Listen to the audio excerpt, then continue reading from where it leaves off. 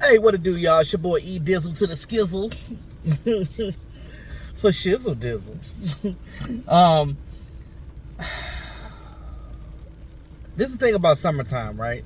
You see how I'm like on the highway right now, and you see like I'm not moving?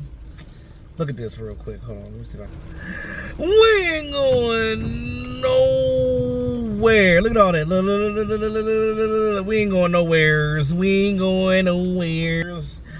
And I'm on a highway, not moving. As you can see, it's raining. It's a severe thunderstorm out here. You know, we out here chilling or whatever. But I was like, hey, might as well do a video since I ain't got nothing else to do for a second.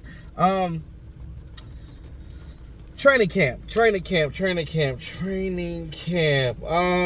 don't even know where to start. Well, we'll start with this. As you guys know, Maher was signed back to the team yesterday. The Cowboys cut kicker Jonathan Garibay, the rookie out of Texas Tech, because he sucks. Right? This kid can't kick out of a goddamn barn. I was watching training camp videos and stuff on DallasCowboys.com, and let me tell you something. This guy, I don't know, because when he was in college, he was a good kicker. When he was in OTAs with the Cowboys, he was kicking pretty well. All of a sudden, they get to training camp, and he just Garfunkels it. And it's just like, bro, what the hell happened? So, they still have Lirim Hajrullahu. They still have him. So, now Lirim is battling with Maher. As you remember, we had Maher for 2 years straight. I used to call him the Maserati. Guy used to kick a lot of kicks, but then he used to make a lot of kicks, but then he used to miss close ones, but make long ones, which was really weird. But I forgot who he was with last year, but when he played last year, he made almost all his kicks. So, I mean, he said himself in the interview that, you know, he was trying to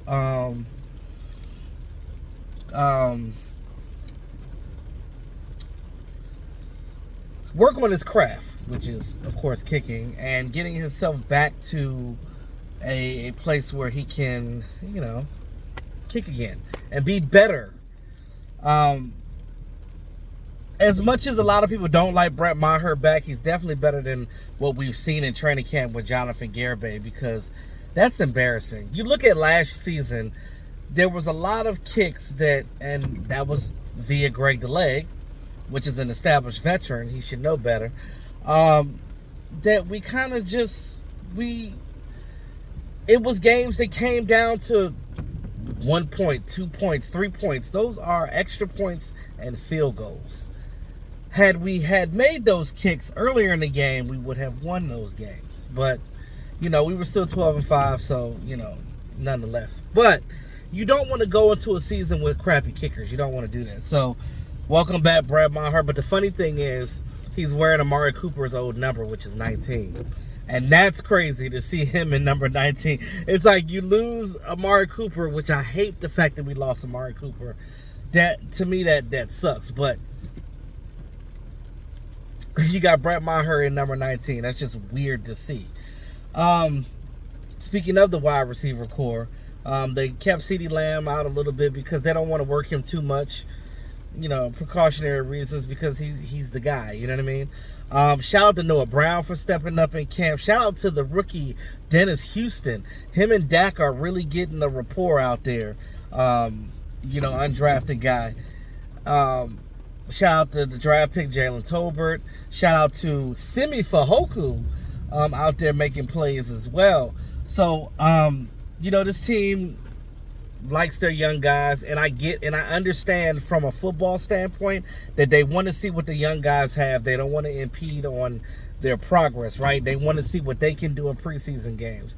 Now, I'm pretty sure if the Cowboys decide that they want to bring in a veteran kicker to solidify some time between when Michael Gallup gets better and James Washington gets better, because both of them will probably be out at least for the first month of the season. But if you look at what they're doing, These young guys are stepping up, but again, it's against your own team. I want to see what they do in these preseason games, at least against other talent, to see where they are, because some guys play better when the lights come on, some guys don't. So we're here to see what these guys can actually do when it's their time to fit the bill and push the book, right? So let me put my seatbelt back on, because I had taken it off because we weren't moving, but now we're moving a little bit. But yeah, so I know it's kind of dark. You probably can't see me, but bear with me. I wonder if I could. I don't know if I could drive with the light on, but yeah, but just bear with me. It got dark early because of the severe thunderstorms out here, but I just wanted to do the video anyway. At least you guys can hear me, if nothing else. But I will say this: I like the signing of Anthony Barr. This defense is going to be really good. Really good. Matter of fact, you look at that defensive front, and just so you guys know, these interior guys like Quentin Bohanna and Ridgeway and those bigger guys in the middle, you're not going to see a lot from them in training camp until you're in live action games. That's when you actually see what they do. But I think that we have a really good group of guys working together. And we're going to apply a lot of pressure on teams. You think we got some turnovers last year? I really believe that this year our defense is going to really be good, even without Randy Gregory, because you did get Dante Fowler, you did get Anthony Barr, which helps Micah Parsons. And from what Micah Parsons said, he said, we might switch up, bro. You might see Anthony Barr rushing the quarterback at one time. You're going to see Micah Parsons rushing the quarterback at one time. You're going to see Anthony Barr in coverage. You're going to see Micah in coverage. They're going to be all over the place. And offenses are not going to know what to do. Long as we keep switching up, and I trust Dan Quinn for that. Joe Witt, the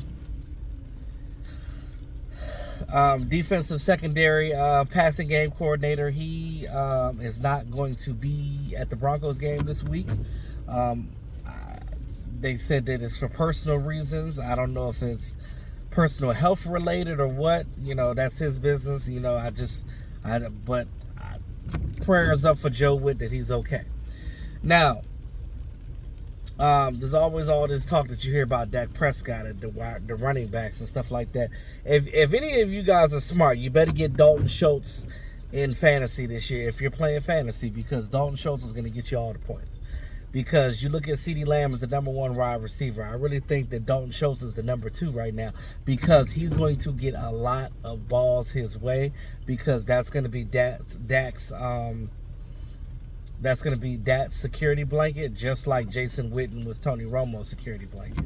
You see how everything recycles itself? We know that this team has been a run-first team since the dawn of the Dallas Cowboys, since the 1960 Cowboys. We know that running is primary for this team. So you don't necessarily need Dak to be elite. Long as you are running the ball and you're balanced, Dak can handle that. To me, is Dak the type of quarterback to be able to handle all of that by himself and with it on his back? No. But a lot of quarterbacks can't do that. Everybody talks about Pat Mahomes, but Pat Mahomes, let's be honest with you, Pat Mahomes has always had weapons. He's always had a good defense since he's been in the league. So he's had help. So don't tell me that Pat Mahomes was putting that shit on his back, because I hear talking heads talk that all the time, and they're always talking about like, oh, Pat Mahomes got the whole team on his back. No, because we've seen his weaknesses. We've seen him fail. We've seen him. Everybody just rises cojones because he has a Super Bowl. You know what I'm saying? And that's the ultimate thing. Dak, for people to even give Dak his just due, and I hate all the hate that Dak gets. It's ridiculous in my opinion. But, you know, because, and it'd be the fans that kill me too. It's some of the fans that don't like Dak. But I'm like, who else you gonna get? What you want, Jameis Winston? The fuck? Like, you look at these backups out here, it's like, who you gonna get? You think Andy Dalton is better than Dak? Get out of here. But, you know, Dak's got to get at least an NFC title game to get some respect right now. You know what I mean? And if he can make it to a Super Bowl, even if we lose the Super Bowl, I don't care.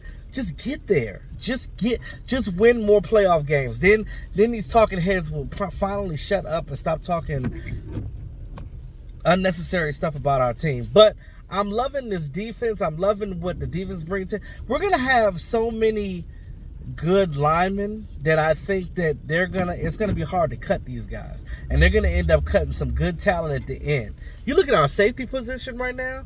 You have former first-round pick in Malik Hooker. You got J-Ron Curse, which is, I think he was a 5th-round pick in the past, but he's that guy for us. You got Donovan Wilson. I mean, and then you have these linebackers and safeties just all together, just helping out. You know what I mean? Like, everybody is together.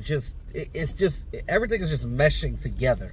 And I like what I'm seeing with this defense. And I really don't ever want Dan Quinn to leave, because that's when we're gonna suck again, when he leaves. Because I love him being our defensive coordinator. It works for the Cowboys, and he needs to stay that.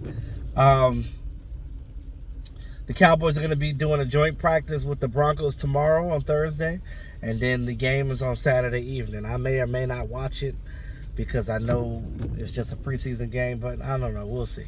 I'll let you guys know. I got a lot to do on Saturday, so we'll see. We'll see how that works. But let me know what you guys think in the comment box about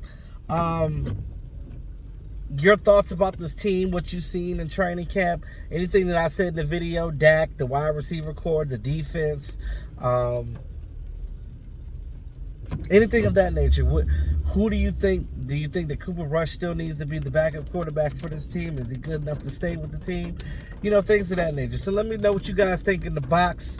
You know, it's a no judge zone. You know how we do. Like, share, subscribe to the channel. It's your boy E2 Blue. Always keeping it real. Y'all have a great day. Peace out.